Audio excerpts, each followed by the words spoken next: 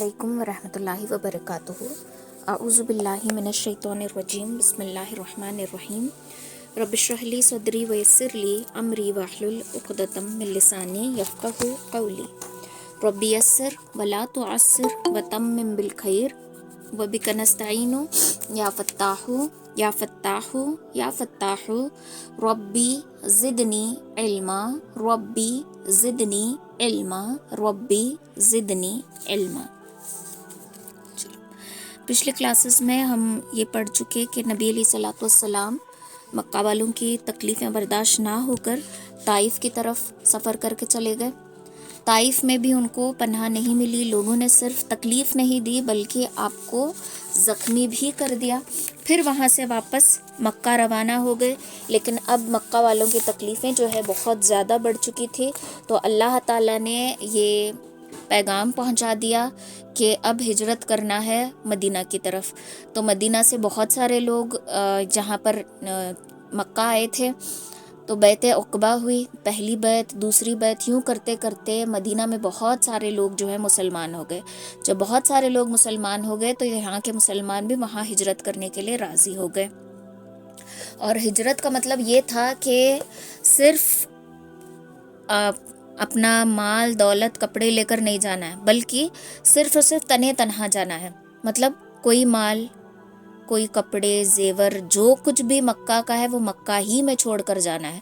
तो बहुत अमीर लोग भी सब कुछ छोड़कर चले गए और बहुत गरीब लोग भी सब कुछ छोड़कर चले गए। ये चीज़ सरदारों के लिए और कुरैश मक्का के लिए हैरान करने वाली बात थी कि इतने सारे लोग अपनी कमाई, अपनी धमाई, अपनी जमा पूंजी सब कुछ छोड़कर जा रहे हैं। और ये उनके लिए एक बड़ा सा धचका था, क्योंकि मदीना से जो रास्ते जाते थे वो तिजारत के रास्ते थे और अब मुशरिकीनों को डर था कि कहीं अब ये मुसलमान हमारे ऊपर हल्ला ना बोल दें। और ये इस बात से भी डरते थे कि ये लोग वहाँ पे जाकर रहने लगे तो इनका एक नया माशरा, नई सोसाइटी बन जाएगी, इनका एक नया शहर बन जाएगा जो सिर्फ और सिर्फ इनका रहेगा। तो ये सारी बातें इनको खाई जा रही थी। लेकिन इनके लिए एक प्लस पॉइंट ये था कि नबी अलैहिस्सलातु वस्सलाम जो है अभी मक्का में है, अभी ये मदीना हिजरत नहीं किए थे, क्योंकि अभी इनके लिए हुक्म नहीं हुआ था। और हज़रत अबू बकर भी जो है हिजरत के लिए तैयार हो रहे थे, लेकिन नबी अलैहिस्सलातु वस्सलाम ने आपको रोक दिया था कि अभी हुक्म नहीं हुआ है। तो मतलब ये था कि आप सल्लल्लाहु अलैहि वसल्लम और हज़रत अबू बकर और हज़रत अली रज़ियल्लाहु तआला अन्हु मदीना मक्का में ही थे, अभी मदीना नहीं गए थे। अब यहाँ ये लोग जो हैं, जो मुशरिक थे, जो काफिर थे, ये लोग इस टेंशन में आ गए कि कुछ तो हल निकालना पड़ेगा। अगर हमने मोहम्मद को ही वहाँ नहीं छोड़ा, वहाँ भेजा नहीं, तो इनका कुछ नहीं होगा, क्योंकि इनकी जो सारी ताकत है नबी अलैहिस्सलातु वस्सलाम से रिलेटेड है। तो अगर हमने इनको ही यहाँ रोके रखा या इनका कुछ काम तमाम कर दिया तो फिर कुछ नहीं होगा। तो इसके लिए बैत अक़बा कुबरा के तकरीबन 2.5 महीने बाद, जो आखिरी बैत हुई ना, मदीना से जो लोग आए थे बहुत सारी तादाद में मुसलमान हुए, उस बैत के तकरीबन 2.5 महीने के बाद 14 नबूवत में जुमेरात के दिन मक्का का एक जो पार्लियामेंट हाउस है जिसका नाम है दारुन नदवा, ठीक है, दारुन नदवा मक्का का पार्लियामेंट हाउस है जहाँ पर सारे बड़े फैसले लिए जाते थे। तो इस दारुन नदवा में सब लोग जमा हो गए, सारे सरदार, सबको दावत मिल गई कि यहाँ पे इकट्ठा होना है, राय मशवरा करना है और कोई डिसीजन लेना है। तो इसमें जो मेन इंचार्ज थे वो थे अबू जहल, जुबैर इब्ने मुतीम, तोइमा इब्ने अदी, हारिस इब्ने आमिर, शैबा इब्ने रबिया, उतबा इब्ने रबिया, अबू सुफियान इब्ने हर्ब, नज़र इब्ने हारिस, अबुल बुख्तरी इब्ने हाशिम, जमा इब्ने असवद और हकीम इब्ने हिजाम, नबीब इब्न हिज्जाज और मुनब्बा इब्ने हिज्जाज, उमैया इब्ने खल्फ। तो ये सारे लोग जो है मेन इंचार्ज थे। अब सब लोग मुकर्ररा वक्त पर वहाँ पर जमा हो गए दारुन नदवा में। तो जैसे ही सब लोग पहुँचे, उन्होंने देखा कि एक शेख भी आया हुआ है, एक शेख जलील की एकदम रौबदार सूरत में एक जलील शेख आया, जिससे मुंह से उसके देख के लग रहा है कि बड़ा जलील है। इसने आबा पहना हुआ था और रास्ता रोके दरवाजे पर आ खड़ा हुआ था। मतलब पार्लियामेंट हाउस का जो मेन दरवाज़ा था वहाँ पर ये आ खड़ा हुआ था। लोगों ने कहा कि ये कौन है? तो इसने कहा कि अहले नजद का एक शेख हूँ। ठीक है, दरअसल ये कौन था? ये इब्लीस था। ठीक है, तो इब्लीस जो है اس سے ہمیں پھر سے یہ پتہ چلتا ہے کہ شیطان جو ہے انسان کی شکل میں کبھی بھی آ سکتا ہے، کہیں بھی آ سکتا ہے۔ اسی لیے سورۃ الناس میں کہا جاتا ہے نا کہ خواہ وہ جناتوں میں سے ہو یا انسانوں میں سے، تو شیطان جو ہے انسان کی شکل لے کے بھی آ سکتا ہے، شیطان جو ہے وہ کسی دوست کی شکل میں بھی آ سکتا ہے، کسی دوست کے تھرو بھی ہمارے ہاتھوں غلط کام کروا سکتا ہے۔ تو بہت بار ایسا ہوا ہے کہ شیطان لوط علیہ السلام کی قوم والوں کے پاس گیا تھا اور اسی نے گندے کاموں کا ان کو رائے مشورہ دیا تھا، تو شیطان بھی بوڑھے کی لباس میں وہاں پہ گیا تھا۔ نوح علیہ السلام کی قوم کے پاس بھی شیطان گیا تھا، ایک ایسے انسان کی شکل میں جو ان سے افسوس جتا رہا تھا کہ تمہارے مرنے والے کیسے تھے، اور یوں کر کے اس نے شرک کا بیج وہاں پر بویا تھا۔ ہاں، تو ہر حال میں دیکھا گیا ہے کہ شیطان جو ہے نا الگ الگ بھیس میں آ کر لوگوں کو بہکاتا ہے، لوگوں سے اپنے دلی کام وہ کرواتا ہے۔ تو اس کے لیے جب بھی کسی سے ملاقات کرتے ہیں تو دل ہی دل میں اللہ سے دعا مانگنا کہ اللہ اس کے شر سے مجھے محفوظ رکھ اور اس کی خیر مجھے عطا کر دے۔ کسی سے بھی ملاقات کرو، کسی سے بھی، آپ کے ماں باپ ہو، آپ کے دوست ہوں، آپ کے جان پہچان والے ہو، انجان ہو، اجنبی ہو، کسی سے بھی ملاقات کر لیں تو پہلے دل میں یہ ارادہ کر لینا، کیونکہ ہم نہیں جانتے کہ کون کس حال میں آ کر ہمیں کس طریقے سے اکسا رہا ہے۔ کبھی کبھار تو یوں بھی ہوتا ہے کہ لڑکی پردہ کرنا چاہ رہی ہوتی ہے، ماں باپ نہیں کرنے دے رہے کہ ابھی کیا عمر ہے تمہاری، ابھی تھوڑی نہ تم بڑی ہوئی ہو، تھوڑی نہ تم ابھی عمر والی ہوئی ہو، ابھی اس کی کیا ضرورت ہے، یہ سوچ کر ماں باپ روک ٹوک لگا رہے ہوتے، تو یہ ماں باپ نہیں ہوتے، یہ ان کے تھرو شیطان کروا رہا ہوتا ہے۔ ٹھیک ہے، یہ ان کے تھرو شیطان کروا رہا ہوتا ہے۔ لڑکا چہرہ رکھنا چاہ رہا ہے، ماں رکھنے نہیں دے رہی، کیا تم ابھی بوڑھے ہو گئے ہو، کیا لڑکیاں نہیں ملے گی، ہاں لوگ تمہیں مولانا کہہ کے تانا دیں گے، لوگ تمہیں جاہل کہیں گے، یہ بول کر ماں چہرہ رکھنے نہیں دیتی، تو یہ ماں نہیں ہوتی، ماں کی شکل میں شیطان ہوتا ہے۔ ایک لڑکی جا کر ابھی اپنے گھر میں بسی ہوئی ہے، تھوڑی بہت اونچ نیچ پرابلم ہو گئی سسرال میں، فوراً ماں کا فون آتا ہے اور ماں رائے مشورے دینے لگتی ہے۔ تو ایک سمجھدار اور حکمت پسند لڑکی وہ ہوگی جو اپنے ماں کے رائے مشوروں کو ایکسیپٹ نہیں کرے گی، کیونکہ میاں بیوی کے معاملات میں بولنے والا تیسرا شخص، چاہے وہ ساس ہو یا ماں ہو، سسر ہو یا باپ ہو، بھائی ہو یا دیور ہو، کوئی بھی کیوں نہ ہو، بہن ہو یا ننند ہو، اپنی پکی سے پکی سہیلی بھی کیوں نہ ہو، اگر وہ کوئی رائے مشورہ دے رہی ہے تمہارے اور تمہارے شوہر کے میٹرز کے درمیان، تو وہ تیسرا بولنے والا شخص شیطان ہے۔ ٹھیک ہے، تو دو میاں بیوی کے درمیان جو بھی تیسرا آتا ہے وہ شیطان ہے، اور یہ حدیث کے الفاظ ہیں، تو مطلب صاف ہے کہ شیطان کسی بھی طریقے سے آ سکتا ہے۔ تو یہاں یہ ایک جلیل شخص کی صورت میں آیا تھا اور اس نے اپنے آپ کو اہل نجد کا شیخ بتایا تھا۔ تو آپ لوگ یہ کہتا ہے کہ آپ لوگوں کا پروگرام سن کر میں حاضر ہو گیا، میں بھی باتیں سننا چاہتا تھا اور کچھ اپنی طرف سے بھی رائے مشورے دینا چاہتا تھا۔ اب لوگ یہ سن کر کہ ایک جلیل شیخ ہے اور یہ اہل نجد سے آیا ہے خوش ہوئے اور اسے بھی اپنے میں شامل کر لیا، اور لوگوں نے کہا کہ چلو یہ تو بہت بہتر ہے، آ جاؤ آپ بھی اندر آ جاؤ۔ چنانچہ ابلیس ان کے ساتھ ہی اندر گیا۔ ٹھیک ہے، جب اجتماع پورا مکمل ہو گیا، لوگوں نے نبی علیہ الصلوۃ والسلام کے بارے میں اور مسلمانوں کے بارے میں سب کچھ بتایا کہ یہ ہمیں اپنے باپ دادا کے دین سے پھیرتا ہے، کہتا ہے کہ ایک اللہ جو نظر بھی نہیں آتا ان تمام 360 بتوں کے اوپر ہے، ہاں، تو ہم اس سے چھٹکارا پانے کے لیے اس کے پاس بہت سارے پروپوزلز دے رہے تھے، اس کو بہت ساری رشوتیں دے رہے تھے، بٹ یہ کسی پہ راضی نہیں تھا، اور یہ نہ امیر ہے نہ کچھ ہے، لیکن پھر بھی لوگ اس کے باتوں میں آ کر اپنے دین سے پھرنے لگے ہیں۔ یہ ساری ڈسکشنز ہو گئے، اور شیخ نجد جو ہے کہتا ہے کہ اب ٹائم نہ ضائع کرتے ہوئے مشورے پہ پہنچتے ہیں۔ تو لوگ یہ کہتے ہیں، کچھ لوگ یہ کہتے ہیں کہ ہم اس کو یہاں سے نکال دیں گے، کسے؟ محمد صلی اللہ علیہ وسلم کو۔ لوگ کیا کہتے ہیں کہ ان کو ہم یہاں سے نکال دیں گے، جلا وطن کر دیں گے، پھر یہ جہاں جانا چاہے جائے، ہم سے اس کا کوئی ساروکار نہیں ہوگا۔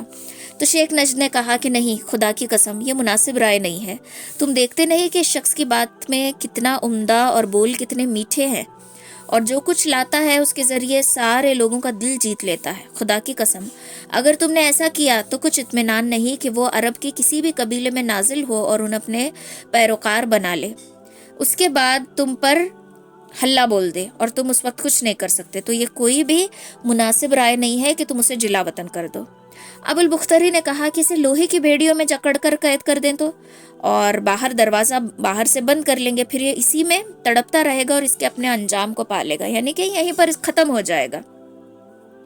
اور جو کچھ بھی ہونا ہے اس کے ساتھ یہی ہوگا, کسی پر کوئی الزام بھی نہیں آئے گا. شیخ نجدی نے کہا کہ نہیں, خدا کی قسم یہ بھی مناسب رائے نہیں ہے. واللہ اگر تم لوگوں نے اسے قید کر دیا جیسے کہ تم کہہ رہے ہو تو اس کی خبر بند دروازوں کے باہر نکل کر پہنچے گی, اس کے ساتھیوں کے کانوں تک جا کر ضرور پہنچے گی. پھر کچھ بعید نہیں کہ تم لوگوں پر وہ لوگ ہلہ بول دیں گے اور اپنے قید کیے ہوئے ساتھی کو نکال کر باہر لے جائیں گے, اور ابھی تو ان کی تعداد بھی بہت زیادہ ہو گئی ہے. تو یہ کوئی مناسب فیصلہ نہیں ہے.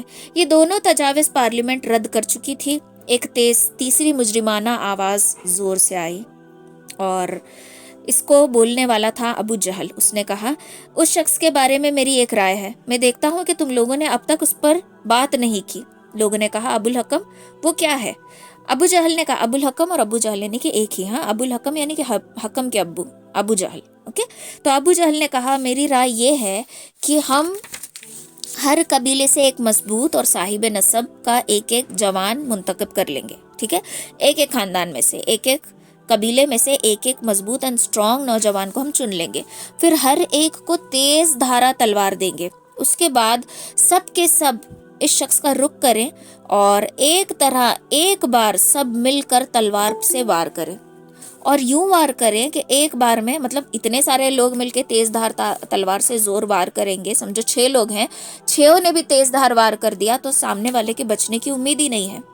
تو یوں ہمارا جو قصہ ہے وہ ختم بھی ہو جائے گا, اور یہ جو الزام ہے ان کو قتل کرنے کا کسی کے ایک کے ہاتھ کے اوپر نہیں آئے گا. ٹھیک ہے, اس شخص سے ہمیں راحت بھی مل جائے گی, اور اس طرح قتل کرنے کا نتیجہ کسی ایک کے اوپر یا کسی ایک کے قبیلے کے اوپر نہیں آئے گا, بلکہ سب قبیلوں میں بکھر جائے گا.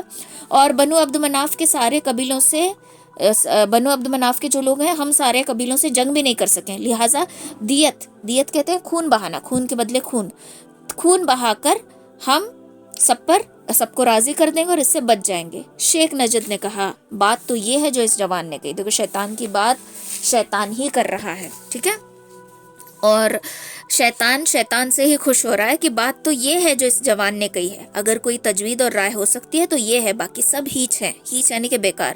اس کے بعد پارلیمنٹ مکہ نے اس مجرمانہ کام کو سب نے ہاں کر دیا اور اس کو انجام تک پہنچانے کے تیاریوں میں لگ گئے. لیکن جسے اللہ بچانا چاہے اسے کوئی نقصان پہنچا نہیں سکتا. تو جب نبی علیہ الصلوۃ والسلام کے قتل کی مجرمانہ جو قرارداد تھی یہ طے ہو چکی تھی, تو اللہ تعالیٰ نے جبریل امین کے تھرو یہ پیغام بھجوا دیا کہ آپ صلی اللہ علیہ وسلم کو قریش کی سازش پتہ چل گئی. بتا دیا کہ یہ آپ کی قتل کی سازش کر رہے ہیں اور آپ کو یہاں سے روانگی لینی ہے. ٹھیک ہے, یہاں سے روانگی یعنی کہ یہاں سے ہجرت کرنا ہے, اور اس رات آپ اپنے بستر پر نہیں سوئیں گے. آپ جس بستر پہ روزانہ سوتے ہیں آج آپ نہیں سوئیں گے. اس اطلاع کے بعد نبی علیہ الصلوۃ والسلام ٹھیک دوپہر کے وقت, کڑکتی دوپہر کے وقت حضرت ابوبکر کے گھر تشریف لے گئے تاکہ ان کے ساتھ ہجرت کا سارا پروگرام اور سارا پلان کر لیں. حضرت عائشہ کا بیان ہے کہ ٹھیک دوپہر کے وقت ہم لوگ ابوبکر کے مکان میں بیٹھے تھے. کسی کہنے والے نے کہا کہ ابوبکر رسول اللہ صلی اللہ علیہ وسلم آ رہے ہیں, یہ انہی کے چھاؤ ہیں, مطلب یہ وہی آ رہے ہیں. تو یہ رسول اللہ صلی اللہ علیہ وسلم سر ڈھانکے تشریف لا رہے تھے. یہ ایک ایسا وقت تھا جس میں آپ کبھی تشریف نہیں لایا کرتے تھے. حضرت ابوبکر نے کہا, میرے ماں باپ آپ پر قربان, آپ اس وقت کسی اہم معاملے ہی کی وجہ سے یہاں پر تشریف لائیں, کوئی تو بات ہے. حضرت عائشہ بیان کرتی ہیں کہ رسول اللہ صلی اللہ علیہ وسلم تشریف لے کر آئے, اجازت طلب کی, آپ کو اجازت دی گئی اور آپ اندر داخل ہوئے. پھر ابوبکر نے فرمایا کہ تمہارے پاس جو لوگ ہیں انہیں ہٹا دو. ابوبکر نے کہا کہ بس آپ کے اہل خانہ ہے, مطلب ہمارے اپنے ہی لوگ ہیں, باہر کا کوئی نہیں ہے. تو آپ صلی اللہ علیہ وسلم نے اس پر کہا, حضرت ابوبکر نے کہا کہ اللہ کے رسول کوئی بات ہے جو آپ اس وقت آئے ہیں؟ تو کہا آپ صلی اللہ علیہ وسلم نے کہ اچھا, مجھے روانگی کی اجازت مل چکی ہے, یعنی ہجرت کی اجازت مل چکی ہے تمہارے ساتھ. حضرت ابوبکر کی خوشی کا ٹھکانہ نہیں تھا. حضرت ابوبکر رضی اللہ تعالیٰ عنہ کہنے لگے کہ ساتھ میں, اللہ کے رسول میرے ماں باپ آپ پہ فدا ہو جائیں. تو یہ ایک लाइन है, एक फ्रेज है जो अरब में बार बार, मेरी जान तुम पे कुर्बान, इस तरीके से हम कहते हैं ना, तो अरब में यूज़ करते थे कि मेरे माँ बाप तुम पर फिदा हो या मेरे माँ बाप तुम पर कुर्बान हो जाए। रसूलुल्लाह सल्लल्लाहु अलैहि वसल्लम ने फरमाया कि हाँ, साथ ही में जाना है। उसके बाद हिजरत का जो प्रोग्राम है वो तय कर दिया गया। आप घर वापस तशरीफ़ ले गए, रात की आमद का इंतज़ार करने लगे और रात को ये सब लोग आपके घर को घेरने वाले थे, ठीक है। तो उधर कुरैश के अकाबिर मुजरिमीन सारे अपने तैयारी के साथ वहां पर जाकर खड़े हो गए, आपके घर को घेर लिया, ठीक है।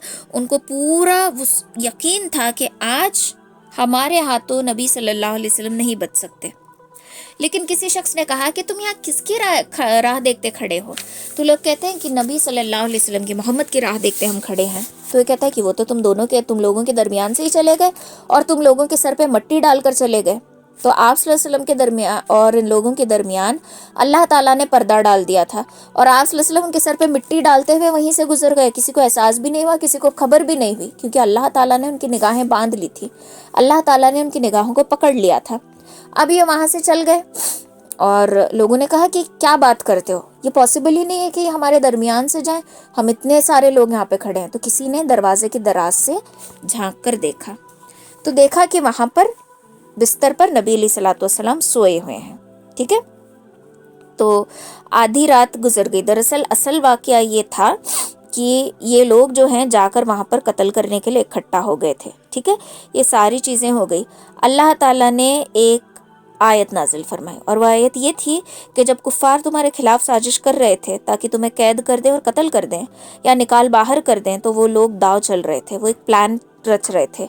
अल्लाह भी दाव चल रहा था, अल्लाह भी एक प्लान कर रहा था और अल्लाह सबसे बेहतर प्लान करने वाला है। कहते हैं ना कि अल्लाह ताला, आपने ये आयत सुनी होगी कि यमकुरुना व यमकुरुल्लाह वल्लाहु खैरुल माकिरीन, कि अल्लाह ताला सब प्लान करने वालों से, सब दाव चलने वालों से बेहतरीन दाव चलने वाला है। तो अल्लाह ताला ने ऑलरेडी प्लान कर चुका था कि क्या करना है और क्या नहीं। इनके सारे प्लान फेल हो गए। भले ही उनके साथ शैतानी ताकत थी, लेकिन अल्लाह की ताकत हर ताकत के सामने बड़ी है। कोई भी शैतान की कितनी भी बड़ी ताकत क्यों ना हो, वो हम पे कोई असर नहीं कर सकती जब तक कि अल्लाह की मदद ना आ जाए। तो अल्लाह ताला हर चीज़ में कारसाज है। आज हम लोग भी डरते हैं ना कि लोग मेरे बारे में ये प्लान कर रहे हैं, ये प्लानिंग इनकी चली है, ये राय मशवरा कर रहे हैं। तो बिल्कुल भी डरने की ज़रूरत नहीं है, क्योंकि अल्लाह इनसे बेहतरीन प्लानर है। अल्लाह ताला इनसे बेहतरीन प्लान करने वाला है। अल्लाह के फ़ैसलों में बहुत ज़्यादा खैर होती है। कभी कभार ऐसा भी होता है कि उन फैसलों की खैर हमें अपनी इन आँखों से नज़र नहीं आती, बल्कि उसमें खैर छुपी होती है। हम अभी कोसते हैं, वक्त को गालियाँ देते हैं और अफसोस करते हैं, लेकिन जब अल्लाह ताला मदद करने पर आते हैं तो कोई भी हमें नुकसान नहीं पहुंचा सकता। बहरहाल कुरैश अपने प्लान के मुताबिक अपनी तैयारी करके, सब लोग वहाँ पे रेडी थे, लेकिन सब लोगों की हिम्मत जो है दो चार हो गई, सब लोग फेल हो गए। आप सल्लल्लाहु अलैहि वसल्लम ने एक्चुअली क्या किया, हज़रत अली से कहा कि तुम मेरे बिस्तर पर लेट जाओ और मेरी सब्ज़ हजरमी चादर ओढ़ कर सोना, ठीक है। सब्ज़ हजरमी चादर ओढ़ कर सोना। आप सल्लल्लाहु अलैहि वसल्लम यही चादर ओढ़ कर सोया करते थे और आपने ये फरमाया तुम्हें उनके हाथों से कोई तकलीफ नहीं पहुंचेगी। रसूलुल्लाह सल्लल्लाहु अलैहि वसल्लम यही चादर ओढ़कर सोया करते थे और हज़रत अली को भी मशवरा किया कि यही चादर तुम ओढ़कर सोना। और उन लोगों के दरमियान से ही आप तशरीफ़ लेकर गए और उनकी सफ़ें चीरते हुए, ठीक है, ऐसे भी नहीं, उनके दरमियान से उनको साइड करते हुए ही अपनी मिट्टियों से उनके सबके सरों पर मिट्टी डाली। सबके सरों पर मिट्टी डालकर वहाँ से उनके सामने से उनके हाथों से उनको धकेलते हुए, उनको चीरते हुए निकल गए। लेकिन अल्लाह ताला ने उनकी निगाहें जो है पकड़ ली थी, ठीक है। उस वक्त आप ये तिलावत फरमा रहे थे कि और इसकी आयत, वजअलना मिन बैनि अयदिहिम सद्दन व मिन खल्फिहिम सद्दन फअग़शयनाहुम फहुम ला युबसिरून, और हमने उनके आगे रुकावट खड़ी कर दी है, उनके पीछे रुकावट खड़ी कर दी है, बस हमने उन्हें ढांक लिया है और वो नहीं देख रहे, वो देख नहीं सकते, ठीक है। ये आयत भी बहुत मुजरब आयत है। अगर आपको किसी दुश्मन का अंदेशा हो या किसी से ऐसा ख़तरा हो जो अपने जान और माल या इज़्ज़त को नुकसान पहुंचाने वाला है, तब इस आयत को कसरत से तिलावत करना चाहिए, या फिर इसे अपना रोज़ का मामूल बना लें। अगर रोज़ कोई मुश्किलात का सामना करना ही पड़ रहा है, आपकी ज़िंदगी ऐसी बन गई है कि रोज़ाना कोई ना कोई ख़तरा आकर ही खड़ा होता है, तो इस आयत का दामन पकड़ लें, ठीक है। ये आयत वही आयत है जो नबी अलैहिस्सलातु वस्सलाम اس قتل کی سازش کے وقت پڑھتے ہوئے وہاں سے نکل گئے۔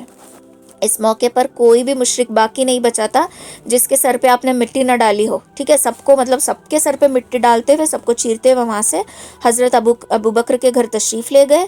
پھر ان کے مقام کی ایک کھڑکی سے نکل کر، پیچھے کی طرف ایک کھڑکی تھی، اس کھڑکی سے نکل کر دونوں حضرات نے رات یمن کا رخ کیا، مدینہ کا رخ نہیں کیا بلکہ اس کے اپوزٹ یمن کا رخ کیا۔ چند میل پر وہاں پر ایک پہاڑ ہے جس کا نام ہے سور کا پہاڑ، ٹھیک ہے، تو وہاں پر وہ لوگ پہنچے، ٹھیک ہے۔ یہاں پر پہنچنے کے بعد یہ لوگ تو وہاں پہنچ گئے، یہ لوگ یہاں پر کیا کر رہے تھے؟ جب ایک شخص نے کہا کہ وہ تو تمہارے سروں پر مٹی ڈال کر تمہارے درمیان سے ہی چلے گئے، تو لوگوں نے جھانک کر دیکھا اور کہا کہ نہیں، وہ تو سو رہے ہیں، ہمیں نظر آ رہے ہیں، بیکاز وہاں پر حضرت علی سو رہے تھے حضرمی چادر اوڑے ہوئے۔ تو جیسے ہی سارے لوگ تلوار لے کر اندر گھسے حملہ بولنے کے لیے، تو کسی نے روک دیا کہ رک جاؤ، یہ علی ہے۔ چہرہ دیکھتے ہی کہا کہ یہ علی ہے، اور سب رک گئے اور سب نے کہا کہ یہ کیسے ہوا؟ تم یہاں کس طریقے سے ہو؟ ہاں، یہ تم یہاں کس طریقے سے ہو؟ محمد کہاں گئے؟ وہ تو یہاں سو رہے تھے۔ تو چنانچہ سب لوگ حیران میں، سب لوگ شاکڈ، یہ کیا ہو گیا؟ اتنا اچھا موقع ہم نے کیسا گنوا دیا؟ تو حضرت علی کہتے ہیں کہ مجھے نہیں معلوم کہاں ہے، میں تو سو رہا تھا، مجھے تو کچھ بھی نہیں پتا۔ تو رسول اللہ صلی اللہ علیہ وسلم 27 صفر 14 نبوت یعنی نبوت کے 14ویں سال، ٹھیک ہے، رات میں اپنے مقام سے نکل کر جان اور مال سب کچھ یہاں پہ چھوڑ کر اپنے سب سے وفادار، سب سے زیادہ بھروسے مند ساتھی حضرت ابو بکر کے ساتھ تشریف لے کر گئے ان کے گھر۔ وہاں سے دروازے سے نہیں بلکہ کھڑکی سے نکلے، اور کھڑکی سے نکل کر یمن کی طرف رخ کیا، اور وہاں سے جا کر غار سور میں پناہ لی۔ اب غار سور میں بھی کس طریقے سے پناہ لی؟ یہ لوگ آپ صلی اللہ علیہ وسلم کو ڈھونڈتے چلے جا رہے تھے۔ نبی علیہ الصلوۃ والسلام نے کہا کہ نہیں، ہم لوگ مدینہ نہیں بلکہ یمن الٹے راستے سے جائیں گے، کیونکہ ان لوگوں کو لگتا ہے کہ ہم مدینہ کی طرف سے جا رہے ہیں، مدینہ کی طرف سے جائیں گے تو یہ لوگ مدینہ کا رخ کر کے ہمیں ڈھونڈنے کی تلاش کریں گے، لیکن ہم کیا کریں گے؟ یمن سے جائیں گے الٹا، بھلے ہی ہمیں 5 میل ایکسٹرا سفر کرنا پڑے لیکن ہم کریں گے۔ اور یوں بات کرتے کرتے سور کی طرف پہنچے، غار سور، ٹھیک ہے۔ تو حضرت ابو بکر نے کہا کہ اے اللہ کے نبی، رک جائیے، پہلے میں جا کر دیکھتا ہوں کہ یہ جو غار ہے، ٹھیک ہے، ایک جو کیو ہے، یہ سیف ہے کہ نہیں، پہلے میں جا کے چیک کرتا ہوں، اگر صحیح ہے تو آپ کو یہاں پر لے کر جاؤں گا۔ کہا جاتا ہے کہ یہ جو غار سور ہے بہت نوکیلے پتھروں والا ہے، اور اس پر چلتے چلتے آپ صلی اللہ علیہ وسلم اور حضرت ابو بکر دونوں کے پیر زخمی ہو گئے تھے، اور یہ بھی کہا جاتا ہے کہ حضرت ابو بکر نے آپ کو گود میں اٹھا کر کیو تک، جو ہی غار ہے اس کے اندر تک گود میں اٹھا کر لے کر گئے تھے۔ بہرحال جو بھی ہو، یہ لوگ اس پہاڑ میں پہنچے اور غار سور میں یہ لوگ اب پناہ لینے والے تھے۔ غار کے نزدیک جب پہنچے تو حضرت ابو بکر نے کہا کہ خدا کے لیے آپ رک جائیے، داخل نہ ہو، پہلے میں جاتا ہوں، دیکھ لیتا ہوں کہ اگر کوئی چیز ہوئی جو تکلیف پہنچانے والی ہے، میں سب کچھ چیک کرتا ہوں، ٹھیک ہے۔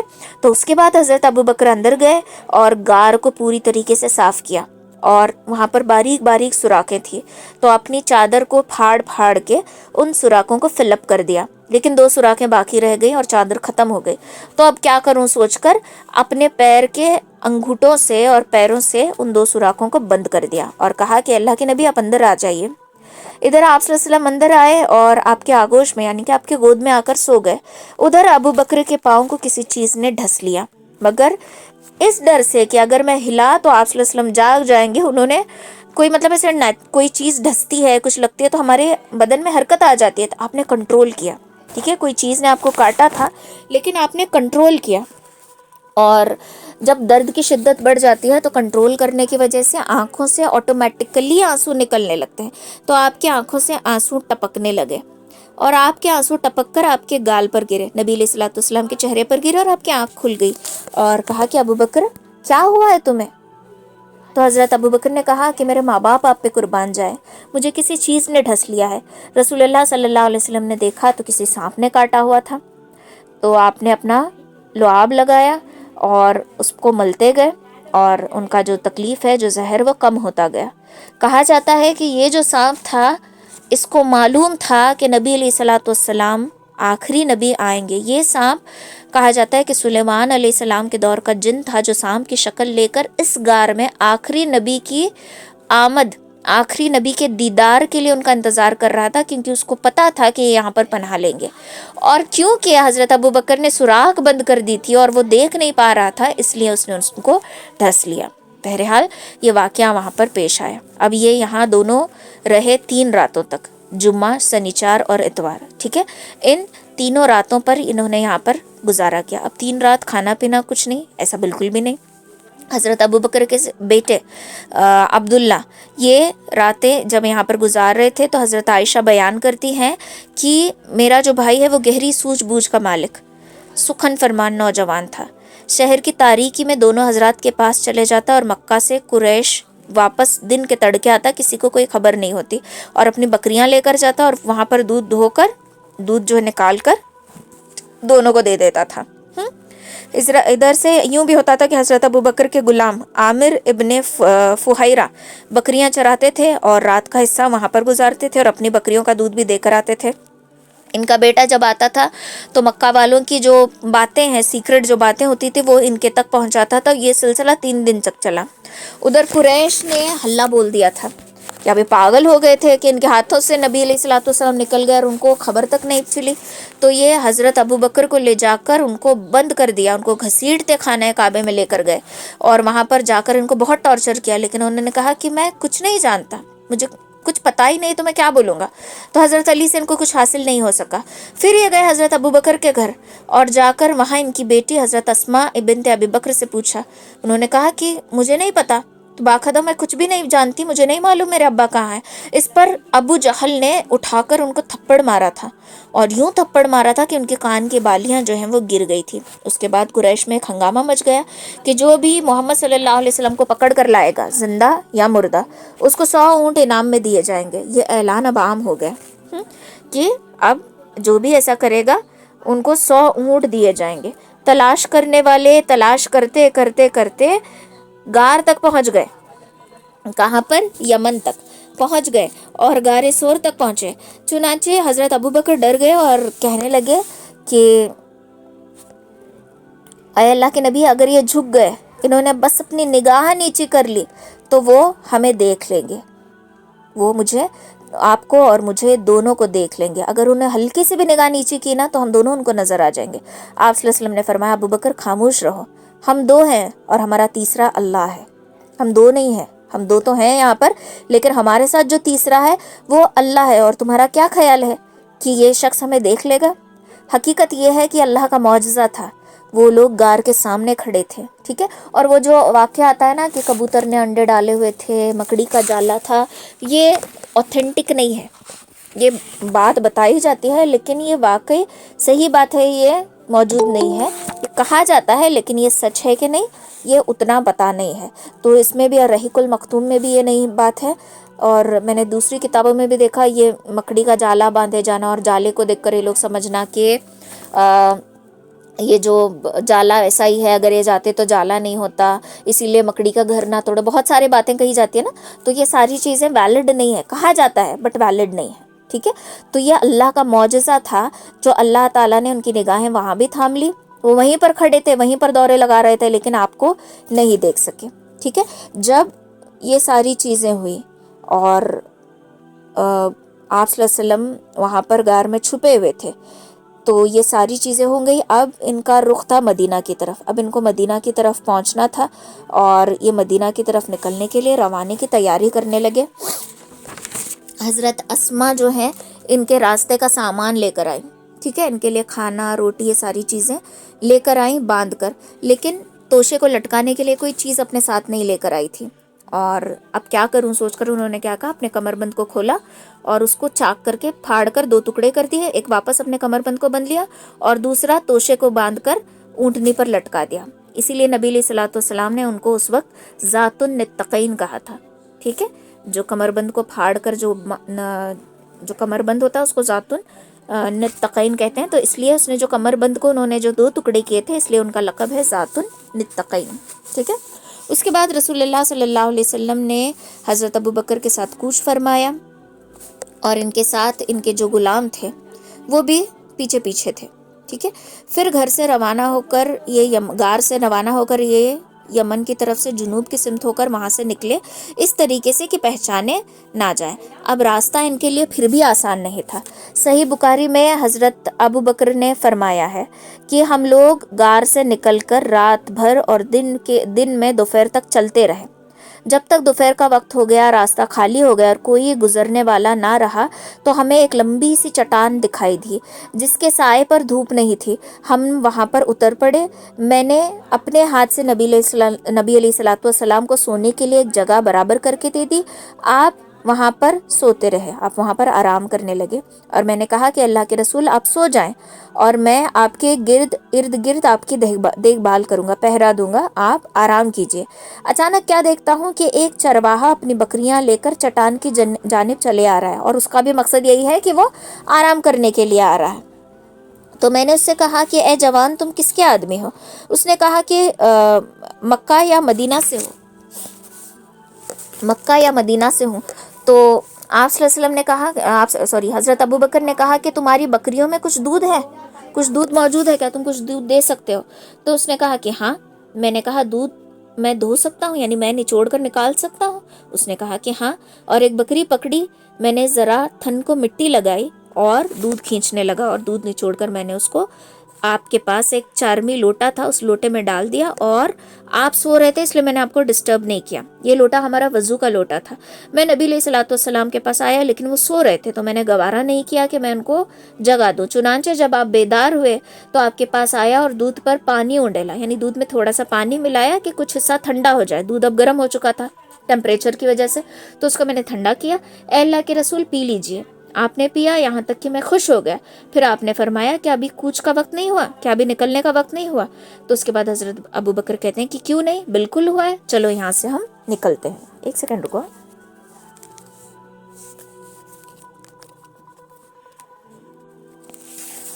ٹھیک ہے، پھر اس سفر میں ابو بکر کا طریقہ یہ تھا کہ وہ نبی علیہ الصلوۃ والسلام کو ردیف رہا کرتے تھے، مطلب آپ کو سامنے رکھا سواری کے اور آپ ان کے پیچھے بیٹھا کرتے تھے۔ چونکہ ان پر بڑھاپے کے آثار نمایاں تھے حضرت ابو بکر کے اوپر، اور نبی علیہ الصلوۃ والسلام پر ابھی جوانی کے آثار غالب تھے، اس لیے آپ کی طرف توجہ کم کی جاتی تھی۔ اس کا نتیجہ یہ ہوا کہ کسی آدمی سے سابقہ پڑا تو وہ ابو بکر سے پوچھتا ہے کہ یہ آپ کے آگے کون سا آدمی ہے؟ حضرت ابو بکر نے اس کے جواب میں کہا کہ یہ آدمی مجھے راستہ بتاتا ہے۔ ٹھیک ہے، اس کو کہتے ہیں علم منطق۔ یہ بات جھوٹ بھی نہیں اور یہ بات سچ بھی نہیں۔ ٹھیک ہے، راستہ بتاتا ہے سے مراد ان کا یہ تھا کہ یہ آدمی میرا رہنما ہے، میرا رول ماڈل ہے، مجھے جنت کا راستہ بتاتا ہے۔ لیکن سننے والے نے کیا سمجھا کہ یہ آگے چلنے کا راستہ بتا رہا ہے۔ ٹھیک ہے، اس کو کہتے ہیں علم منطق، وہ بات جو سچ بھی نہ ہو اور جھوٹ بھی نہ ہو، جو حکمت کے طور پر وقت کا تقاضا دیکھ کر استعمال کی جاتی ہے۔ اسی سفر میں آپ صلی اللہ علیہ وسلم کا گزر جو ہے ام معبد ان کے گھر سے ہوا، ان کے خیمے سے ہوا۔ یہ ایک نمایاں اور توانا خاتون تھی، ہاتھوں میں گھٹنے ڈال کر، مطلب ایسے فولڈ ہو کر بیٹھی ہوئی تھی۔ آپ ان کے پاس گئے اور کہا کہ کچھ ہے تمہارے پاس کھانے کے لیے؟ بولی باخدا ہمارے پاس تو کچھ بھی نہیں ہے، کچھ ہوتا تو میں آپ لوگوں کی میزبانی میں کوئی تنگی نہ کرتی، بکریاں بھی دور دراز ہیں، یہ قحط کا زمانہ تھا، ٹھیک ہے، سوکھا پڑا ہوا تھا۔ رسول اللہ صلی اللہ علیہ وسلم نے دیکھا کہ خیمے کے آگوش میں ایک بکری ہے، فرمایا ام معبد یہ کیسی بکری ہے؟ بولی یہ کمزور ہے اور اس کی کمزوری کی وجہ سے یہ ریبڑ کے پیچھے ہے اور اس کو یہیں چھوڑ کر گئے ہیں۔ آپ نے دریافت کیا کہ اس میں کچھ دودھ ہے؟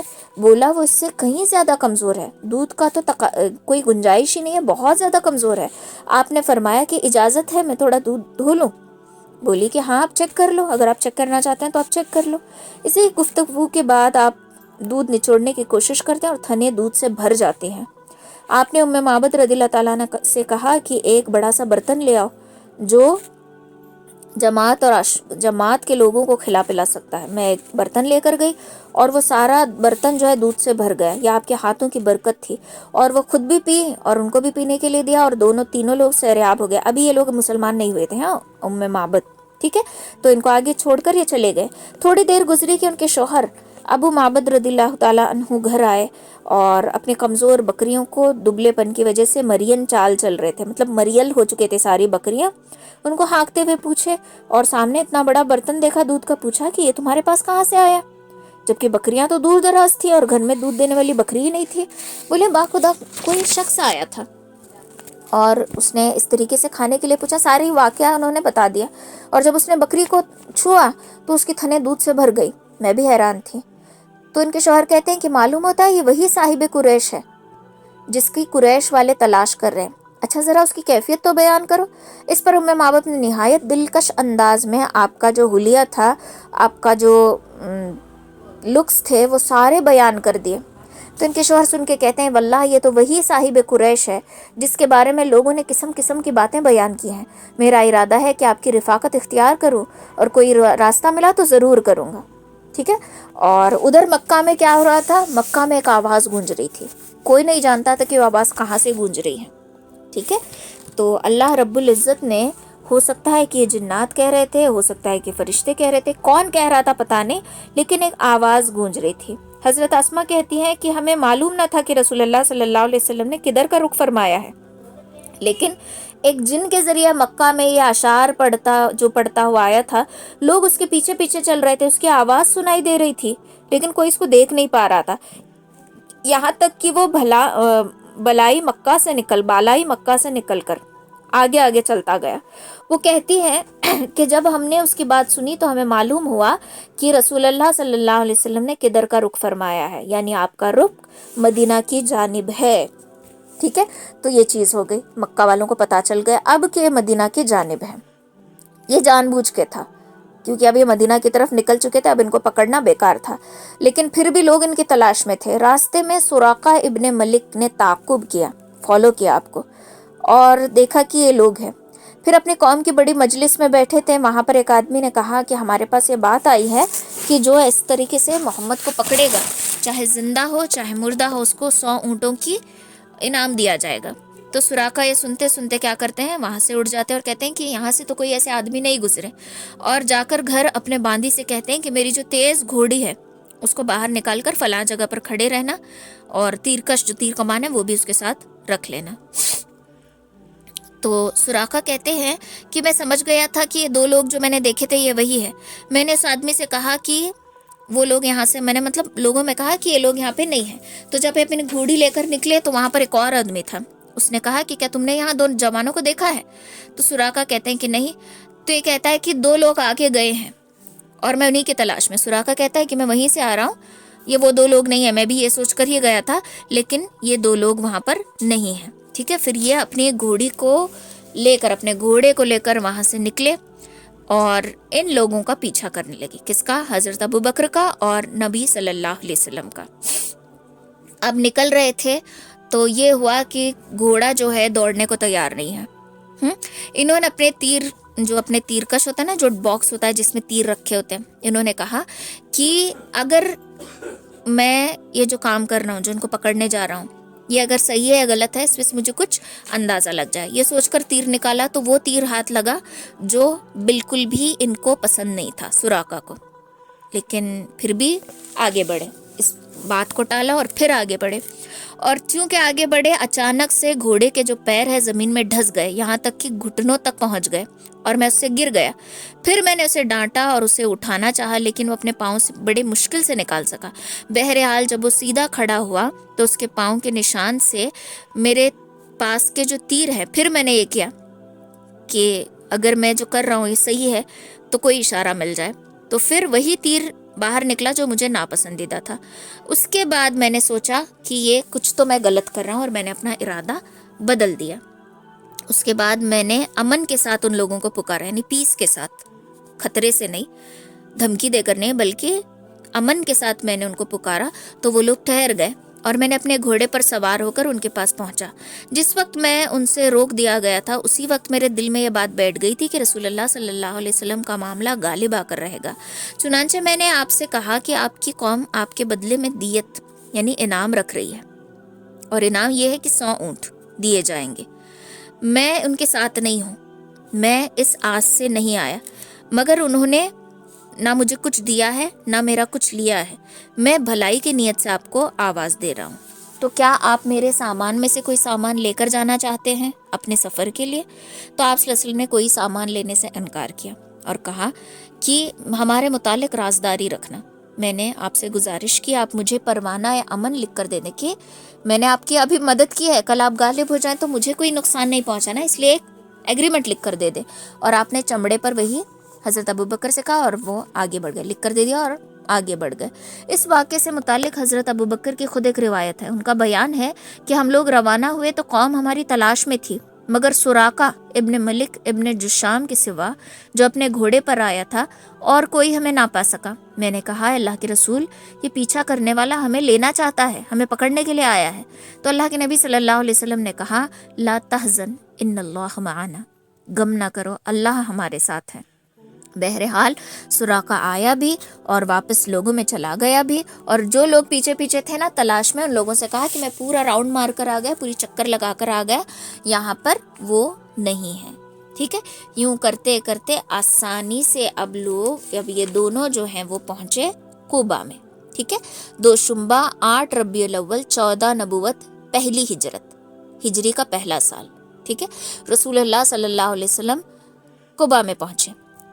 حضرت عروہ ابن زبیر رضی اللہ تعالیٰ عنہ کا بیان ہے کہ مدینہ کے مسلمانوں نے مکہ سے رسول اللہ صلی اللہ علیہ وسلم کی روانگی کی خبر سن لی تھی، اس لیے روز باہر آ کر دھوپ کے چڑھنے تک آپ کی راہ دیکھا کرتے تھے، اور جب سورج ایک دم تیز ہو جاتا تھا تو تھک کے واپس چلے جاتے تھے. روزانہ انتظار کرتے تھے.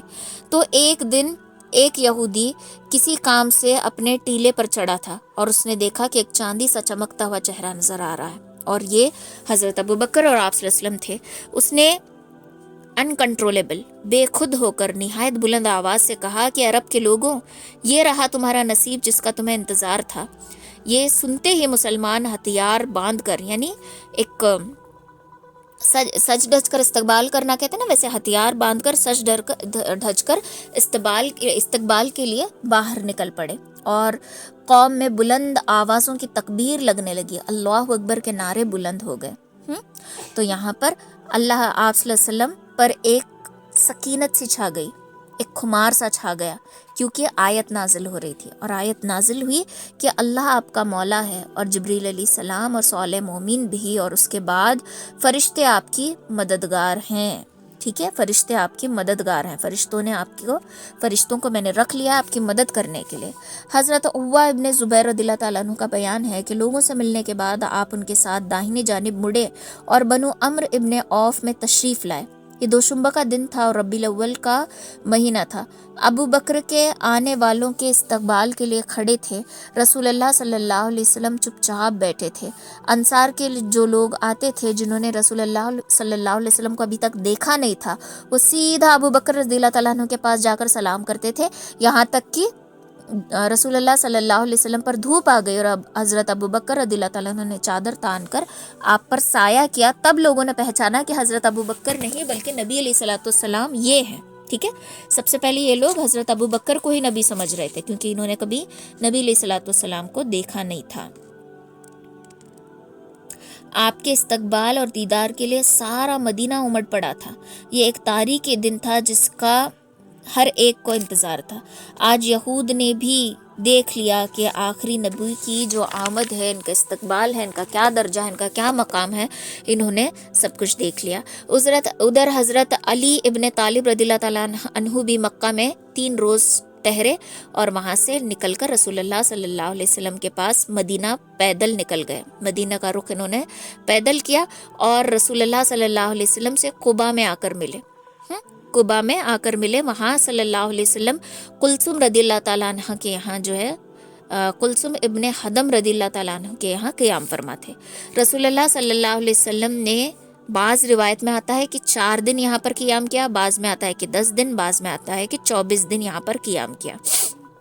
اس دوران انہوں نے مسجد قباء کی بنیاد رکھی اور اسی میں نماز پڑھی، اور یہ آپ صلی اللہ علیہ وسلم کی نبوت کے بعد کی پہلی مسجد ہے جس کی بنیاد تقویٰ پر رکھی گئی تھی. ٹھیک ہے، 5ویں دن یا 12ویں دن یا 26ویں دن جمعہ کو آپ صلی اللہ علیہ وسلم نے حکم الہی کے مطابق وہاں سے روانہ ہو گئے اور اپنے ماموں کے قبیلے اپنے ماموں کے قبیلے بنو نجار کے قبیلے وہاں پر گئے اور وہاں پر سب لوگ آپ کے استقبال میں کھڑے ہو گئے تھے. اب یہاں سے یہ لوگ مدینہ میں داخل ہوئے. جمعہ کے بعد نبی علیہ الصلوۃ والسلام مدینہ تشریف لے گئے اور اسی دن اس شہر کا نام جو ہے یثرب کے بجائے، مدینہ کا نام یثرب تھا، ٹھیک ہے، مدینہ کا پہلا نام یثرب ہے. مدینہ عربی میں شہر کو کہتے ہیں. جیسے کہ ابھی میں بولوں گی بلگام شہر، تو اس کو عربی میں کہا جائے گا بلغام، مدینۃ البلغام، بلغام کا شہر، ٹھیک ہے. تو مدینہ مطلب شہر. تو اس وقت اس کا نام یثرب تھا، لیکن جب رسول اللہ صلی اللہ علیہ وسلم مدینہ تشریف لائے تو اس کا نام ہو گیا مدینۃ الرسول، رسول اللہ صلی اللہ علیہ وسلم کا شہر. یہ نہایت تاریخی دن تھا. گلی کوچے سے آوازیں گونج رہی تھی، بچیاں اشعار پڑھ رہی تھی. کون سے اشعار پڑھ رہی تھی؟ طلع البدر علینا، کہ آج ہم پر چاند اتر آیا. اشرق البدع علینا من ثنیات الوادی، کہ 14ویں کا چاند ہم پر چڑھا ان پہاڑوں سے جو ہے صوب جنوب. وجب الشکر علینا ما دعا للہ دعا، شکر واجب ہے ہم پر اللہ کا، کیسا عمدہ دین اور تعلیم دی ہے. ایھا المبعوث فینا جئت بالامر المطاع، ٹھیک ہے، اور بھیجنے والے نے یہ طے کبریا بھیج دیا اور ہم نے اس فرض کی اطاعت، حکم کو اور اس کی اطاعت ہم نے قبول کر لی. تو ایسے عربی میں اشعار یہ لوگ پڑھنے لگے تھے اور آپ صلی اللہ علیہ وسلم کا استقبال کرنے لگے تھے. اب یہاں پر ہر کوئی چاہ رہا تھا کہ آپ صلی اللہ علیہ وسلم میرے یہاں قیام فرمائے. آپ اونٹنی سے بھی اترے نہیں تھے اور آپ کی سفید اونٹنی تھی. آپ نے کہا کہ اونٹنی جا کر جہاں رکے گی میں وہاں پر قیام کروں گا. اب یہ اونٹنی کچھ قدم چلی پھر رکی، کچھ قدم چلی پھر رکی، اور جا کر آپ کے ماموں کے قبیلے کے پاس ہی رک گئی. تو آپ نے کہا کہ ٹھیک ہے میں یہاں پر قیام فرماؤں گا.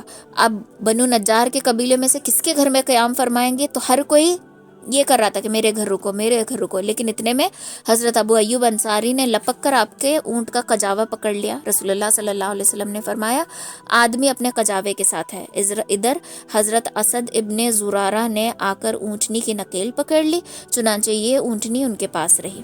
ٹھیک ہے، تو آپ حضرت ابو ایوب انصاری کے گھر قیام کیے.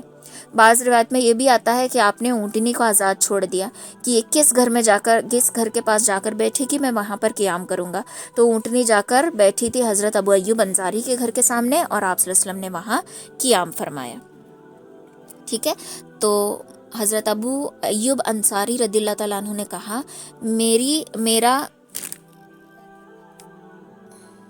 کہا اے اللہ کے رسول، یہ رہا میرا مقام اور یہ رہا میرا دروازہ، مرحبا.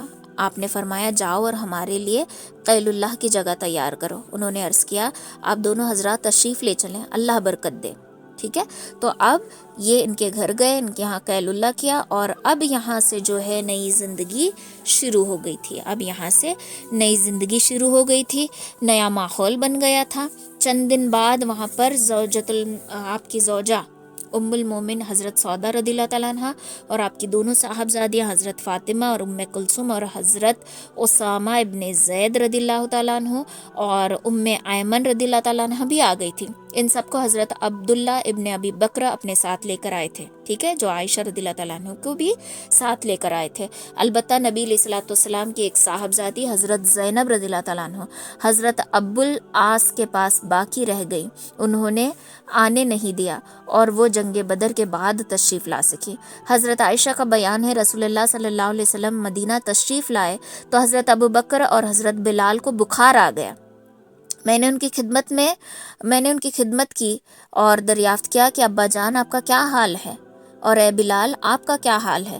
وہ فرماتی ہیں کہ جب حضرت ابو بکر کو بخار آتا تھا تو یہ اشعار پڑھتے تھے کہ ہر آدمی سے اس کے اہل کے اندر صبح بخیر کہا جاتا ہے، حالانکہ موت اس کے جوتے کے تسمے سے بھی زیادہ قریب ہے. اور حضرت بلال کی کچھ حالت ایسی تھی کہ وہ سنبھلنے کا نام نہیں لے رہی تھی. کہتے تھے کہ کاش میں جانتا کہ کوئی رات وادی مکہ میں گزار سکوں گا اور میرا گرد اسکار اور جلیل گھاس ہوں گی، اور کیا کسی دن مجنہ کے چشمے پر وارد ہو سکوں گا، مجھے شمع اور طفیل دکھائی پڑے گی. ٹھیک ہے، تو یہ ان دونوں کو بخار آیا دو وجہ سے. ایک تو اپنا شہر ہوتا ہے، بھلے ہی کتنا بھی یہ کر لو، ہجرت کے بعد سفر کی تھکان سے بھی تکلیف، اور اپنے شہر کی، ابھی سمجھ لو کسی لڑکی کا کسی دوسرے شہر میں نکاح کیا گیا ہے، وہ جلدی ایڈجسٹ نہیں ہو پاتی بیکاز اسے اپنے شہر کی عادت ہوتی ہے. پھر بھی لڑکیاں ایڈجسٹ کر لیتی ہیں، مرد ایڈجسٹ نہیں کر پاتا. اسے یہ ہوتا ہے کہ کب میں شہر آؤں اپنے اور کب میں بس جاؤں. اسے اپنے گھر کی، اپنے شہر کی عادت ہوتی ہے. تو یہی حال ان کے دونوں کا تھا. ان کو دونوں کو مکہ کی یاد بہت ستاتی تھی.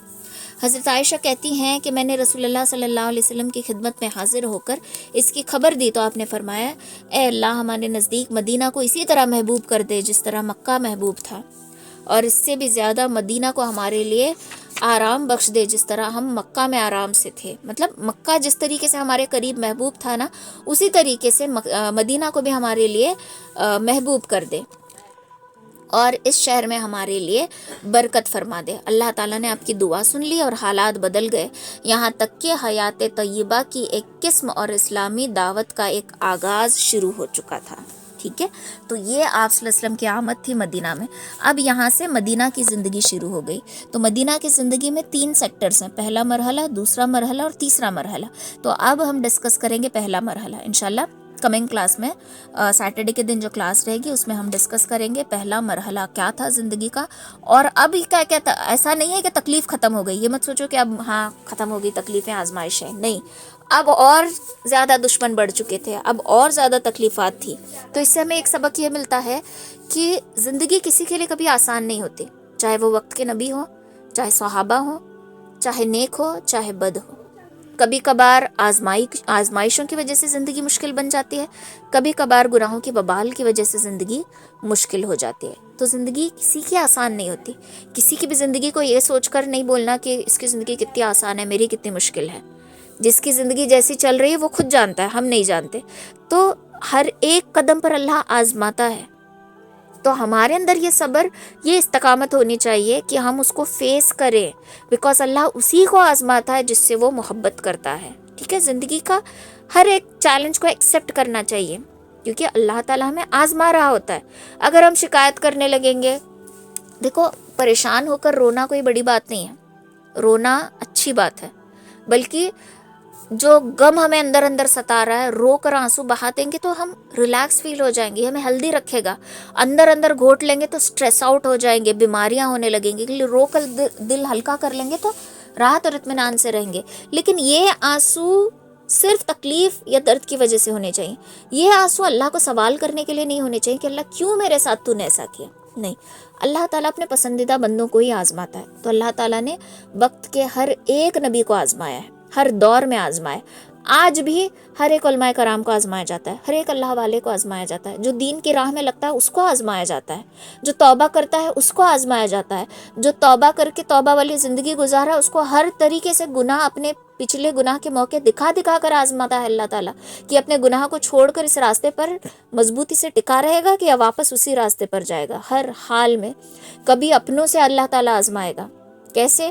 کل ہم نے گناہ کیا تھا، آج ہم نے توبہ کر کے نیکی والی زندگی گزاری، لیکن ہمارے اپنے ہمیں تانا دے رہے ہیں کہ تم پہلے کیا تھے اب کیا ہو، بڑے آئے باتیں کرنے والے، بڑے آئے دین بتانے والے، پہلے کیا تھے، پہلے اپنے گربان میں جھانک کے دیکھو. تو یہ ہماری آزمائش ہے کہ ان کی باتوں سے تھک ہار کر کیا ہمارے دل میں یہ بات آتی ہے کہ کیا چھوڑ اتنا کر کے بھی یہی سننا ہے، تو میں اسی راستے میں اچھی تھی، یہ سوچ کر واپس وہاں پلٹے گا، یا استقامت کے ساتھ لوگوں کی باتوں کو نظر انداز کر کے اللہ کا دامن پکڑ کر یا اللہ کے دامن کو تھام کر یہاں پر ڈٹی رہے گی. یہ اللہ آزماتا ہے. تو لوگوں کی باتوں سے بھی مایوس نہیں ہونا، آزمائشوں سے بھی مایوس نہیں ہونا. اللہ آزما رہا ہے کہ میرے بندے کے اندر کتنی طاقت ہے، اور یقین جانو اللہ تعالیٰ ہماری طاقت سے زیادہ ہمیں نہیں آزماتا. تو جتنی بھی آزمائشیں ہو رہی ہیں یہ ہماری طاقت کی نشانی ہے، ہماری اسٹرانگ ہونے کی نشانی ہے. سمجھ میں آیا؟ تو یہ آپ صلی اللہ علیہ وسلم کی زندگی سے ہمیں سیکھنے کو ملتا ہے. انشاءاللہ نیکسٹ کلاس میں ہم مدینہ کی زندگی پر روشنی ڈالیں گے. سبحان اللہ و بحمدہ.